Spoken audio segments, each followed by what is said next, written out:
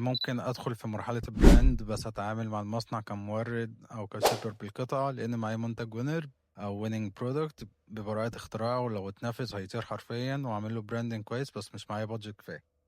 بُص، هو للأسف المصانع ما بتتعاملش piece by piece، لازم على الأقل بيبقى في حاجة اسمها MOQ. الMOQ هي اختصار minimum order quantity، يعني لازم يبقى في كمية معينة عشان المصنع بس يشتغل. quantities دي على حسب negotiation أو على حسب أنت تتفق معاهم قد إيه، بس ما بتقلش عن 300 500 قطعة، وفي حاجات بقى بتبقى أكتر كمان من كده.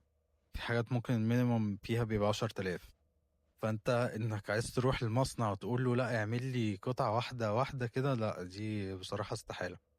فعندك حلين: الحل الأول يا إما تبارتنر مع حد، أو يكون حد يعني معاه بادجت بقى كبيرة أو فلوس كتيرة تدخل معاه شراكة وهو يدفع للمصنع، أو أنت بقى تبتدي تشتغل واحدة واحدة كده مش على المنتج ده، تبتدي تعمل رأس مال كويس وبعد كده تروح تصنعه مع المصنع.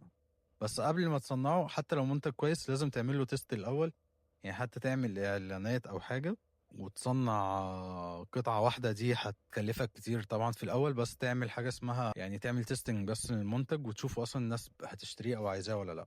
once اللي انت خلاص عملت validation، ساعتها بقى تبتدي ايه تبروسيد بقى زي ما قلت لك، يا اما تبارتنر مع حد او انت ربنا يكرمك تشتغل في حاجة تانية تجيب فلوس، وبعد كده ايه تصنعه بقى.